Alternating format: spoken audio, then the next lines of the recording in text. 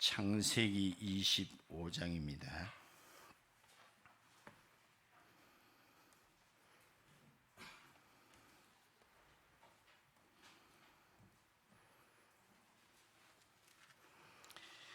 (25장) 22절에서 26절까지 보시겠습니다. 22절. 그 아들들이 그의 태 속에서 서로 싸우는지라. 그가 이르되 이럴 경우에는 내가 어찌할꼬 하고 가서 여호와께 묻자온대. 여호와께서 그에게 이르시되 두 국민이 네 태중에 있구나. 두 민족이 네 복중에서부터 나누이리라. 이 족속이 저 족속보다 강하겠고 큰 자는 어린 자를 섬기리라 하셨더라. 그 해산 기한이 찬적 태에 쌍둥이가 있었는데 먼저 나온 자는 붉고 전신이 털롯 같아서 이름을 에서라 하였고, 후에 나온 아우는 손으로 에서의 발꿈치를 잡았으므로 그 이름을 야곱이라 하였으며, 리브가가 그들을 낳을 때에 이삭이 60세였더라. 아멘. 할렐루야. 이 아침 어떻습니까? 네, 세상에는 가장 귀하고 복된 시간 옳습니다. 옆에 분하고 인사 나눕시다. 하나님께서 당신을 사랑하십니다. 당신을 보니 살맛이 납니다. 잘 되어가고 있습니다. 이 아침에 좋은 일이 생깁니다. 아멘. 말한 대로 됩니다. 아멘.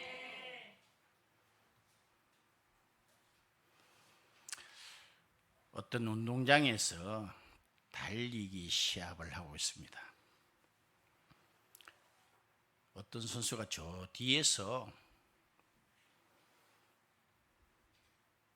있는 힘을 다해서 뛰는데 차츰 한 사람씩 추월하기 시작하는 거예요. 드디어 2등을 추월했습니다. 그러면 이 사람 몇 등입니까? 따라갑시다. 1등을 추월해야 1등입니다. 오늘 1등을 추월한 사람이 소개되고 있습니다. 성령이. 제가 한 2년 전쯤으로 기억됩니다. 유튜브를 보게 됐는데 어떤 쌍둥이 자매가 40여 년 만에 서로 처음으로 상봉하는 일이 있었습니다.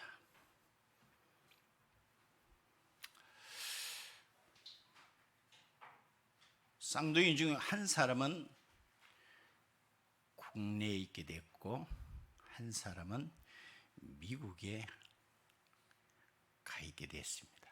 아마 입양하러 간 것 같아요. 그 당시에 왜 가게 된지는 저도 기억은 잘 안 납니다만은 가정 형편이 어려웠거나 특별한 사유가 있었겠죠. 그런데 어떤 사람이 미국에 있는 자매를 보고 자기가 한국에서 당신과 거의 닮은 사람을 본 적이 있다는 말을 꺼냈어요. 참 우연치고는 참 우연이지요. 그래도 그것을 예사롭게 닮은 사람 세상에 안 많겠나 생각했는데, 그래도 그 소개한 사람이 혹시 모르니까 한번 만나보면 어떨런가 그런 이야기를 계속 했대요. 그래서 수소문 끝에 겨우겨우 한국에 있는 그 자매에게 연결이 돼서 전화 통화를 하는데, 물론 미국 사람이 되어버려가지고 우리말을 못하지만은 옆에서 통역을 해주면서 주거니 받거니 하는데 상당히 공통점이 많다는 거예요. 그래서 서로 간에 자기들이 쌍둥이라는 것을 처음 알았대요. 그래서 극적으로 한국에서 만나게 되었는데, 혹시 본 사람 있는지 모르겠어요. 미국에 간 사람은 언니인지 동생인지 저도 지금 기억이 안 납니다만, 그 사람은 대학교의 교수님이 되어 있었어요.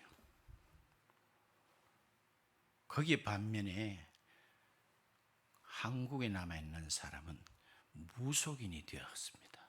무당이 되었다 이 말입니다. 이 참 기가 막힌 운명이랄까. 그래서 어떤 방송국에서 이 사실을 알리지 않고 역학자, 즉 사주팔자를 보는 사람에게 이들이 태어난 시간까지도 알게 되었다는 거예요. 그래서 물어봤습니다. 여러 사람에게 생년월일이 이러는데 저 날 좀 보소.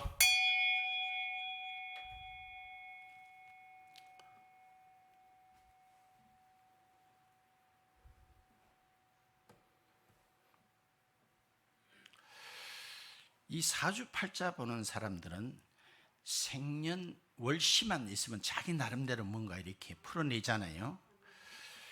그래서 혹 한 사람 해가지고는 또 객관성이 없다 이래서 여러 사람에게 봐했더니 그야말로 구구각색이었어요. 제가 왜 이 이야기를 드립니까? 여러분들은 이 내용을 듣고 어떤 생각이 들으세요? 이거는 하나의 운명이다. 아니다. 이거는 선택이다. 여러분들 한번 생각해 보세요.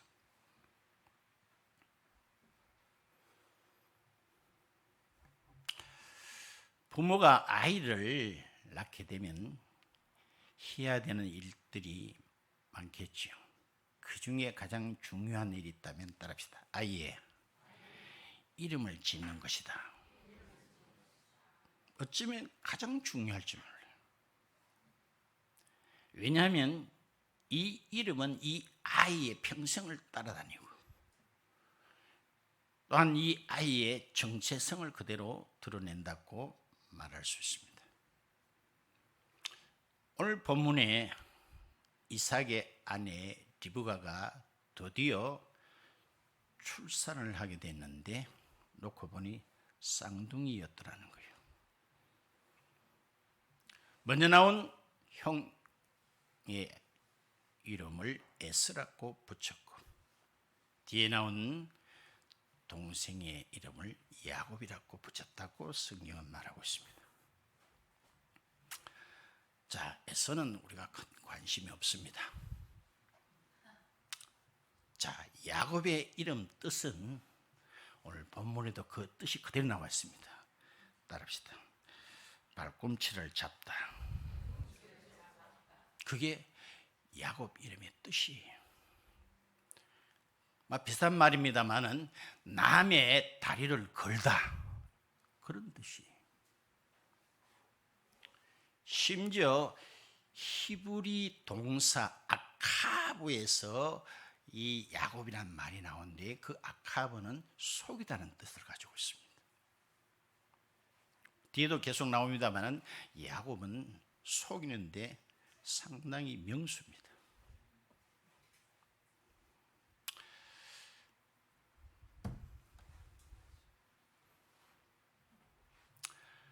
이런 야곱 그 이름과 같이 우리는 어느 정도 알지요.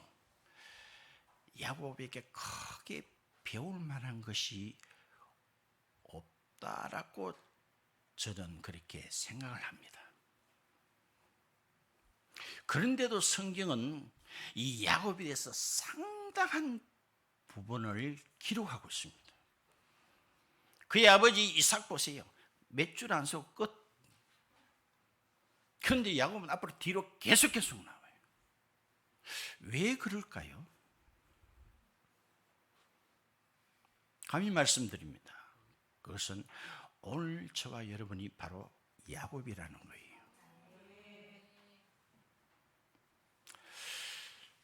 그 당시에 장자만 되면, 맞이만 된다면 수지 맞는 일입니다. 모든 상속권, 가문, 혈통 다 맞이를 통해서 이어지게 됩니다. 이 야곱은 태속에서부터 그걸 알았는지 어머니 자궁속에서 빙글빙글 돌면서, 따라합시다, 문만 열려라. 문만 열리면 잽싸게 나가서 장자가 되겠다는 겁니다. 그런데 뱃속에부터 형이 힘이 센 것 같아요. 그래서 형을 이기지 못하고 놓쳐버리고 말았는데, 그 와중에도 엄격결에 했는 행동이 오늘 읽었잖아요. 형의 발꿈치를 잡고 늘어졌다는 거예요.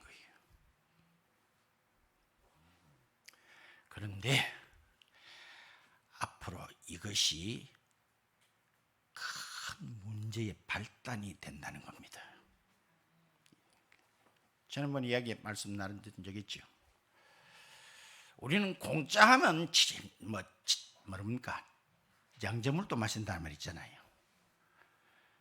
그 지역 사회에서 아브라함이 묘지를 구했을 때, 그 정도는 우리는 다 줄 수 있다 해서 얼마든지 선택해라 했는데도 아브라함이 결코 안 받았지요. 공짜로 안 받았지요. 그 이유가 있었다 그랬습니다. 자그마한 일이 그치만은 그것이 이스라엘 나라에 엄청난 일이 될 줄 그 당시 누가 알았을까요? 오늘 이 일도 작은 일이었지만은 혹 재판 받아본 적 있으세요? 특히 민간 재판은요, 민사 재판은 그 사람과 나의 어떤 조그마한 근거라도 없으면 이 재판 자체가 성립이 안 됩니다. 맞나요, 안 맞나요? 맞아요, 안 맞아요? 무슨 조건, 조금이라도 껄때기가 있어야 그걸 근거로 해가지고 싸움이 붙어보는 건데, 아무 그거 관련 없는데 어떻게 재판 자체가 성립됩니까? 오늘 야곱이라는 사람은 태석에부터 형님의 발꿈치를 잡고 늘어졌다는 사실이 이 엄청난 일입니다. 이게 거의 말씀 다 드렸어요. 우리는 발꿈치 잡고 늘어질 사람 없지요. 다시 태속에 들어갔다가 나올 일도 없겠지만은, 이게 오늘 우리에게 무엇을 시사하고 있습니까? 이들은 이미 어머니 태속에서 그들이 각자 갈 길이 이미 계획되어 있다고 말하고 있습니다. 서로 싸운다고 했죠. 이 싸움은 언제까지 가는 거 하니? 따라합시다. 예수님 오실 때까지. 절대로 하나가 될 수가 없는 싸움입니다. 큰 자가 작은 자를 섬기겠다고 이미 결정적인 말씀을 하고 있습니다. 그러면 저와 여러분이 과연 내가 에서인지 야곱인지 궁금하지 않나요? 어떻게 알 방법은 미리 없을까? 오늘 하나님께 한번 기도해 보세요. 네가 야곱이다 그럴런지.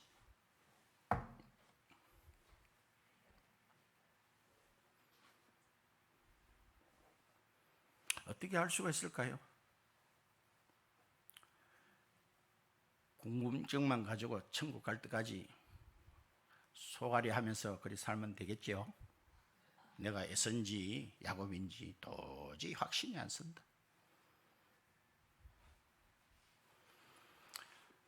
야곱이가 그토록 붙잡으려고 한 것이 무엇입니까? 무엇이? 뒤에도 계속 나옵니다. 계속 뭘 잡으려고 그래요? 야곱은 알고 있습니다. 내 운명의 결론은 하나님 손에 달렸다는 겁니다. 한 번 더 믿으시면 아멘 하세요. 내 모든 삶의 결정은 그분의 손에 달렸다는 겁니다. 이게 우리가 야곱에게 배울 점 하나입니다. 어떤 측면에서는 수단 방법을 안 가려요. 어쩌든지 내가 유리한 방향으로 틀어 제껴버립니다. 제키는 거 알아요?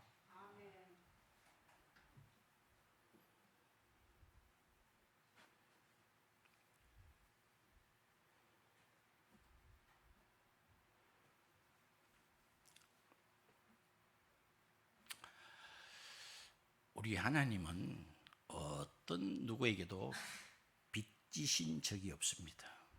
빚지신 적이 없어요. 설령 빚졌다 하면 우리 하나님은 따릅시다. 빚지고는 못 사신다. 그분 속성이 주시고 싶어서 안 달아나시는 분이에요. 저와 여러분이 독생자 예수 달랐고 기도 안 했음에도 불구하고 그분은 독생자 예수를 우리에게 주셨으니, 그런데 저들에게 빚을 졌다 하면 그분은 못 견디시는 분입니다. 그런데 성경은 마치 그분이 우리에게 빚진 자처럼 그렇게 말씀을 하시고 계세요. 로마서 9장을 한번 볼까요?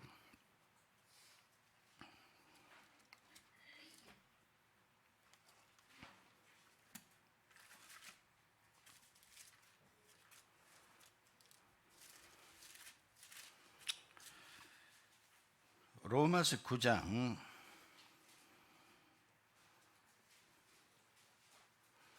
12절에 리브가에게 이르시되 큰 자가 어린 자를 섬기리라 하셨나니, 같이 읽읍시다. 시작. 기록된 바 내가 야곱은 사랑하고 에서는 미워하였다 하신과 같으니라. 누구를 사랑하고? 야곱을 사랑하셨다는 거예요. 이 말이 그런 뜻입니다. 예? 마치 빚을 갚아야 할 자같이 내가 야곱을 사랑해야 된다는 거예요. 설교 전에 우리 항상 그렇게 인사 나누지요. 하나님께서 당신을 사랑하십니다. 받는 사람은 일방적입니까? 서로 간에 그러잖아. 서로 간에 주거니 받고. 하나님께서 누구를? 당신을 사랑합니다. 습관적으로 하는 것 같이 보이죠? 우리 하나님께서 누구에게 나는 너를 사랑하지 않는다는 그런 사람이 있을까요? 말 좀 해봐요. 있을까요? 없습니다. 거기에는 하나님께서 차별이 없습니다. 성경에 보면 하나님은 악인조차도 멸망으로 가는 거 원치 않는다 그랬습니다. 우리를 다 사랑하시다. 얼마나 사랑했으면 하나밖에 없는 독자 예수를 처형을 하시면서까지 저들을 사랑한 거 아니겠어요? 그래요. 오늘도 야곱은 참 좋았겠다 그러면은 우리는 안 된다 그랬죠. 야곱이 바로 저와 여러분입니다. 오늘 그분께서 내가 너를 사랑했다 그런 거예요. 얼마나 감사합니까?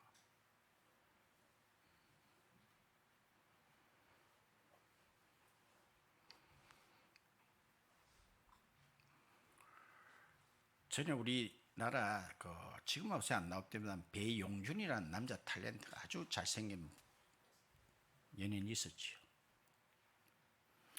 특히 일본 아줌마 부대가 굉장히 난리를 지깁니다. 인기가 대단해요.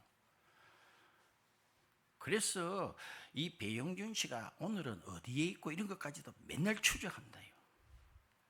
한 번은 춘천에 갔다는 소식을 듣고 잽싸게 비행기를 타고 한 200여 명이 춘천에 도착했는데 와보이 없어. 그래도 그들은 계속 연삼하러 갑니까?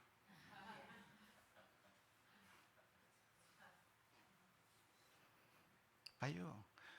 자기들은 그 용준 씨의 얼굴이라도 한번 보면 위로를 받겠는데 낯짝도 안 보여주는 거예요. 참, 저와 여러분이 감이 뭔데 그분이 먼저 우리를 사랑하시겠다는 것이 엄청난 사건 아니에요? 응?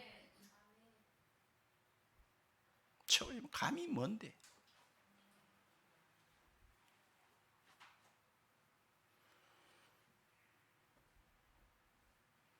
말씀 거의 다 드렸습니다.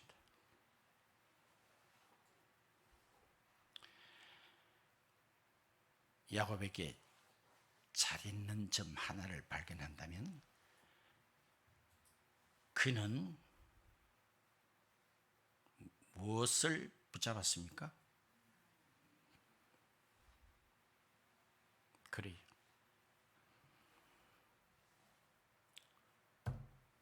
우리 하나님은요, 능력이 대단하셔도 구원에 대해서, 천국에 대해서 이래 관심도 없는 자를 억지로 목을 홀켜가지고까지 천국까지는 안 가십니다.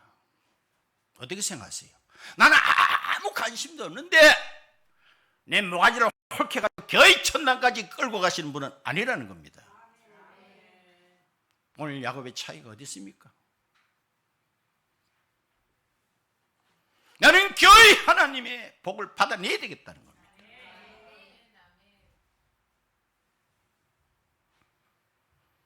저와 여러분 속에도 늘 쌍둥이가 존재합니다.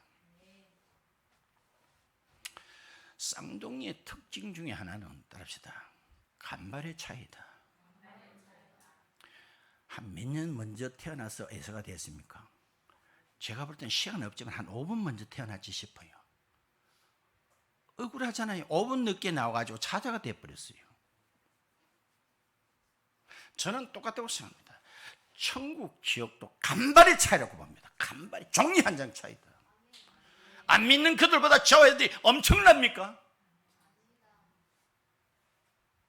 비교할 수 없는 그런 차원에 있는 사람들입니까? 오히려 그들이 더 신사적이고 오히려 그들의 마음이 더 넓을 때가 있어요. 나중에 또 기회 나옵니다. 에사하고 야곱 한번 비교해보세요. 누가 더 남자답는가?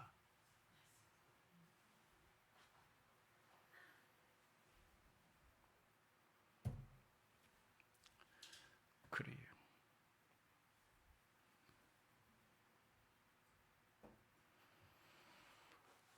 그러므로 결론을 말씀드립니다. 흔히 우리가 만세전에 예정을 받았다 혹은 저 알미니안 계통은 그렇지 않다, 이 논쟁은 끊임없이 이어지고 있습니다. 저는 감히 이 한 말씀으로 종식시키겠습니다. 과연 예정을 받았는지, 그렇지 않고 내가 그분을 선택했는지. 분명히 마태복음 11장에도 그렇게 말하고 있습니다. 천국은 지금부터 침노를 당하나니 침노하는 자가 빼앗는다 그랬어요. 이 무슨 뜻일까요? 쟁취하는 자가 가진다는 거예요. 가만히 있는데도 앵기해 주지를 않는다, 그 말이 되겠죠. 쟁취하는 자가 천국을 소유한다.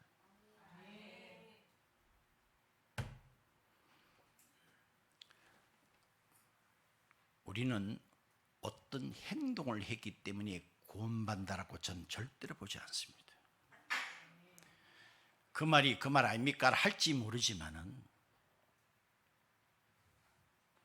과연 내가 야곱이고 태석에서부터 선택을 받았는 사람은 오늘 야곱처럼은 행동한다는 거예요.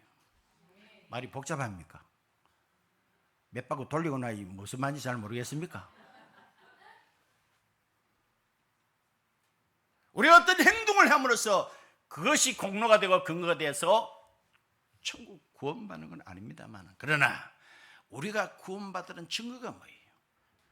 야곱은 벌써 가이들이 선행을 하기 전에 하나님께서 야곱은 사랑했고 에서는 미워했다 그랬잖아요. 이뻐서 그랬습니까?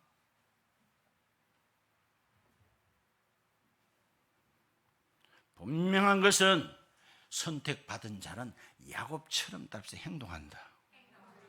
아멘. 그 뒤에다 나옵니다마는 팥죽 한 그릇에 장자의 명분을 팔지는 않는다는 거예요. 최소한도.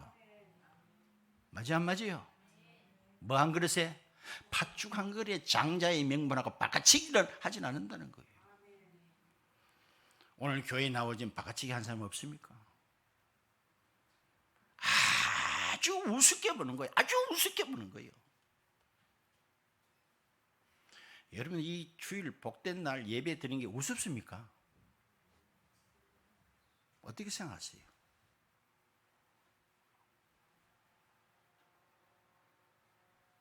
그래요. 그래요. 말씀을 맺는다 그랬습니다. 그러므로 저와 여러분들이 표면상으로는 선택해야 됩니다. 어렵지요? 어렵지요? 그럼 내가 선택해서 구원받느냐? 오늘 교리적인 문제가 나옵니다만 봐요. 아까 내가 했잖아요. 똑같은 이야기입니다. 예정을 입었다면 우리는 야곱처럼 행동을 하게끔 돼 있어요. 예? 내 모든 운명, 복은 그분의 손에 있다는 것을 확실히 안다는 겁니다. 그렇지 않나요? 갈라디아도 한번 보세요. 갈라디아 5장 17절 한번 띄워볼래요? 갈라디아 5장 17절.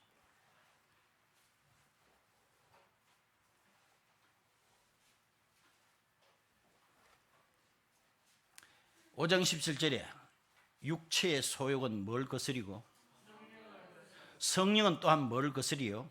육체를 거스리나니 이 둘이 서로 대적함으로써 너희들이 원하는 것을 하지 못하게 하려 함이니라. 따릅시다. 우리 속에는 항상 쌍둥이가 있다. 육체와 성령은 결코 하나가 될 수가 없습니다. 서로가 지가 원하는 것을 못하게끔 막습니다. 그럼 우리는 먹이를 누구에게 줘야 돼요? 육체가 원하는 것을 선택해야 됩니까? 그래서 제가 말했죠. 내가 구원받았다. 만세인의 택정을 입었다 하는 사람은 성령을 사모하게끔 되어 있습니다. 그렇지 않나요? 그렇게 하지 마라 해도 하게끔 되어 있어야 안 됐어요. 봐요. 이 야곱은 어떻게 알았는지 태 속에서부터 산문만 열리면 내가 잽싸게 나간다는 거 어떻게 알았을까? 어떻게 알았을까? 그러나 그렇지 못한 에서 같은 자는 아무리 기회 일러줘도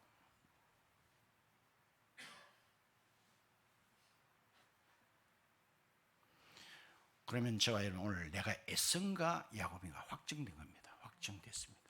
아직도 긴가민가 하세요? 확신이 안 섭니까? 죽어봐야 천당 가봐야 합니까?